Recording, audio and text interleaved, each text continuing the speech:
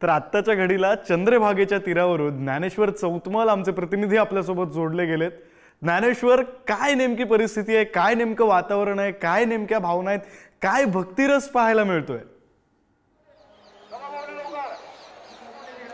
बरोबर आहे विक्रांत, मोठा उत्साह वारकऱ्यांमध्ये आज आषाढी एकादशीच्या निमित्तानं बघायला मिळतोय। मी चंद्रभागेच्या तीरावर आहे आणि ही पंढरी लाखो वारकऱ्यांनी दुमदुमलेली आहे। ऐसी चंद्रभागा ऐसे भीमातीर, ऐसा विटेवर देव कोठे असं म्हणत हे सगळे वारकरी आपल्याला या चंद्रभागेच्या तीरावर एकवटल्याचं बघायला मिळतंय। ही पुढारीच्या माध्यमातून दृश्य आपण संपूर्ण पुढारी न्यूजच्या प्रेक्षकांना राज्याच्या कानाकोपऱ्यात जे वारकरी आहेत, जे खरं म्हणजे घरातून हा पंढरीचा जो सोहळा आहे तो अनुभवण्याचा प्रयत्न करतायत, त्यांच्यासाठी म्हणून ही दृश्य थेट दाखवण्याचा प्रयत्न करतोय। आपण हा चंद्रभागेचा सगळा वाळवंटाचा जर परिसर बघितला, चंद्रभागेचा तीर जर बघितला तर अक्षरशः पाय ठेवायला जागा नाही, इतकी गर्दी वारकऱ्यांची आपल्याला या चंद्रभागेच्या तीरावर बघायला मिळते आहे। अगदी सूर्योदय आणखी व्हायचा आहे, पण वारकरी जसे जसे पंढरी नगरीमध्ये दाखल होतात तसे या वाळवंटात येतात, चंद्रभागेचं स्नान करतात आणि पुढे पांडुरंगाचं दर्शन घेण्यासाठी रवाना होतात। आपण जर बघितलं असेल तर दिवे जे आहेत ते चंद्रभागेच्या या तीरावरती लावले जात आहेत। वारकऱ्यांकडून चंद्रभागेची आरती केली जाते आहे, चंद्रभागेमध्ये स्नान केलं जात आहे। आपण या दृश्यांमधून अंदाज लावू शकतो। अगदी हे सगळे विहंगम दृश्य बघितल्यानंतर आपल्याला अंदाज येईल की कशी एकूण वारकऱ्यांची जी गर्दी आहे ती पांडुरंगाचं दर्शन घेण्याच्यासाठी म्हणून पुढे सरकते आहे। या सगळ्या वारकऱ्यांच्या मनात एकच भाव आहे, तो म्हणजे पंढरीच्या पांडुरंगाचं जे रूप आहे, पदस्पर्श दर्शन जे आहे ते त्यांना घ्यायचं आहे आणि त्याच्यासाठी म्हणून हे सगळे वारकरी जी पायी वाट आहे ती चालत असतात आणि ही पायी वाट चालत चालत अगदी आपण जर बघितलं तर चंद्रभागेच्या या तीरावरून मी तुम्हाला ती दृश्य देखील दाखवणार आहोत, जिथे मंदिर आहे पांडुरंगाचं आणि या पांडुरंगाचं हे मंदिर या चंद्रभागेच्या तीरावरून अगदी हाकेच्या अंतरावर आहे आणि या रस्त्यानं पुढे जाणारा हा संपूर्ण रस्ता गर्दीनं कसा फुलून गेलाय। वारकऱ्यांची ही जी अफाट अलोट अशी गर्दी जी आहे ती आपल्याला या दृश्यांमधून बघायला मिळते आहे। हा सगळा रस्ता विठू नामाचा गजर करत करत वारकरी चालत असतात। मंदिर आणि मंदिरामधला जो देव आहे त्या देवाचं दर्शन घेत असतात। महिमा असा आहे की ज्यांना विठ्ठलाचं थेट पदस्पर्श दर्शन घेता येत नाही ते मुखदर्शन घेतात, ज्यांना मुखदर्शन घेता येत नाही ते जे समोर मंदिर दिसतंय त्या मंदिराच्या कळसाचं दर्शन घेतात, ज्यांना कळसाचंही दर्शन घेता येत नाही ते चंद्रभागेचं दर्शन घेतात। आणि खरं म्हणजे ज्या वारकऱ्यांना चंद्रभागेचं देखील दर्शन घेता येत नाही असे वारकरी आपल्याला भेटेल त्या वारकऱ्याच्या पाया पडतात आणि असं म्हणतात की आम्ही पंढरपुरात आलेलो आहोत। आपल्यासोबत काही वारकरी देखील आहेत। माऊली रामकृष्ण हरी। रामकृष्ण हरी। कुठून आलात, किती वर्षांपासून वारी करता आणि आजच्या सोहळ्याबद्दल जरा सविस्तर सांगा। काय आम्ही 15 वर्षाची सर्व हे करता चायनीज चालू आहे, आमची वारी चालू आहे। परंपरा घरची नाही, आम्ही चालू केलेली आहे। एक 15 वर्ष मी मठामध्ये राहतो। आमदा वारी 10-15% वाढ आहे। गर्दी बघून काय वाटते? गर्दी 15-20% वाढलेली आहे। तुम्ही सांगा माऊली, कुठून येता, किती आनंद वाटतो जेव्हा आषाढीच्या दिवशी आपल्याला चंद्रभागेचं स्नान करता येतं आणि समोर असलेल्या विठुरायाचं दर्शन घेता येतं? काय भावना आहेत तुमच्या? पंढरपूरला आल्यानंतर पाठीमागची काही आठवण येऊ शकत नाही, एवढा उत्साह आणि आनंद सोहळा इथं चांगला असतो। चंद्रभागेमध्ये स्नान करून विठुरायाचं दर्शन घेऊन अति उत्साह वाढते, समाधान वाढते। बर माऊली, किती आनंद आहे? बहुत आनंद आहे। मी नागपूर जिल्ह्यातून आलो आहो, 5 वर्षापासून मी वारी करत आहे।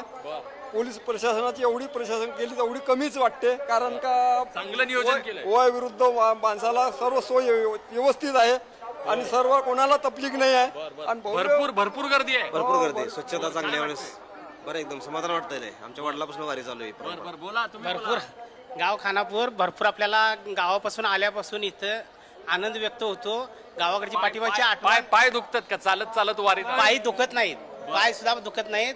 इथं आल्यानंतर चंद्रभागेमध्ये स्नान व्यवस्थित, इतर लोकांचं सहकार्य सगळ्यांचं व्यवस्थित चांगल्या पद्धतीने। बाबा मला सांगा, किती वय आहे तुमचं? तुम्ही या सगळ्या आणि धुळ्याहून आलेलो आहे. तुम्ही धुळ्या इतक्या दुरून आलात, हा सगळं पाय दुखतायत का वारीत? देवाच्या नावाने काय वाटत बरं. नाही. उपास पण केला बर दिवसभर. मी तुमचे पाय बघतोय, तुम्ही चप्पल घातली नाही, अनवानी पायानं तुम्ही पंढरीची वारी केली. काय भावना आहेत तुमच्या? माझी फार भावना आहे देवावरती. बर ते आनंद वाटलं मला, पहिल्यांदा झालो. बर हो. आपण बघतोय असा हा वारकऱ्यांचा गाव बदाना म्हणून गाव आहे. बरं, धुळ्याहून आले. हा. आपण बघतो पंढरपुरात आता आपल्यासोबत हे नागपूरचे, हे धुळ्याचे, तुम्ही कोल्हापूरचे, तुम्हाला बोलायचं बोला. जालना. बरं, किती आनंद वाटतो? एकदम. आपण बघतोय असे सगळे महाराष्ट्राच्या कानाकोपऱ्यातून वारकरी जे आहेत ते या पंढरी नगरीमध्ये दाखल होतात. त्यांच्या प्रतिक्रियाही आपण ऐकल्या. मी पुन्हा एकदा तुम्हाला चंद्रभागेची जी गर्दी आहे वाळवंटातली ती दाखवण्याचा प्रयत्न करणार आहे. आणि आपण अंदाज लावू शकतो की कशा पद्धतीनं हे सगळे जे वारकरी असतात त्यांच्या मनात जो भाव आहे आपल्या पांडुरंगाचं दर्शन घेण्याच्यासाठी. म्हणून गंमत अशी आहे, असा हा एकमेव आपल्या राज्यातला पांडुरंग आहे, अशी ही देवता आहे ज्याला पदस्पर्श दर्शन घेता येतं. खरं म्हणजे वेगवेगळ्या ठिकाणी घेता येतं, पदस्पर्श दर्शन घेता येतं. खरं म्हणजे वेगवेगळ्या ठिकाणी अंतरावरून दर्शन घ्यावं लागतं. इथे मात्र विठुरायाची जी मूर्ती आहे त्या मूर्तीच्या थेट पायावर डोकं ठेवून वारकऱ्यांना दर्शनाचा लाभ घेता येतो. आपण वेगवेगळ्या देवस्थानांमध्ये जर बघितलं असेल तर अंतरावरून दुरून दर्शन घ्यावं लागतं, दुरून त्या देवाचं रूप पाहावं लागतं. पण इथे मात्र तो कुठलाही अडथळा जो आहे वारकऱ्यांमध्ये आणि देवामध्ये तो नाही. आणि म्हणून जी गर्दी आहे ती या ठिकाणी एवढ्या मोठ्या संख्येनं आपल्याला बघायला मिळते. खरं म्हणजे हे सगळे वारकरी जेव्हा एकत्र येतात तेव्हा त्यांचं पांडुरंगावरचं प्रेम जे आहे ते या निमित्तानं व्यक्त होत असतं. आणि त्याचाच प्रत्यय आज आषाढीच्या निमित्तानं पंढरपूरमध्ये आपल्याला बघायला मिळतोय. विक्रांत, अगदी अगदी खरं आहे ज्ञानेश्वर. खरं तर तुमच्या चेहऱ्यावर, या सगळ्या वारकऱ्यांच्या चेहऱ्यावर जो आनंद पाहायला मिळतोय, कोण धुळ्याहून आलंय, कोण कोल्हापूरहून आलंय, कोण नागपूरहून आलंय, अख्खा महाराष्ट्र आत्ता पंढरी नगरीमध्ये जमलेला आहे. अगदी धन्यवाद तुम्ही दिलेल्या सगळ्या सविस्तर माहितीसाठी आणि ही जी गर्दी, अलोट गर्दी वारकऱ्यांची आमच्यापर्यंत पोहोचवली त्यासाठी. आणि मुख्यमंत्री शिंदेंच्या हस्ते श्री विठ्ठल आणि रुक्मिणी मातेची शासकीय महापूजा पार पडली. त्यासोबतच नाशिक जिल्ह्यातील वारकरी बाळूशंकर अहिरे आणि आशाबाई अहिरे या दाम्पत्याला पूजेचा मान मिळाला. या दाम्पत्याशी संवाद साधलाय आमचे प्रतिनिधी माऊली डांगे यांनी. पाहूयात.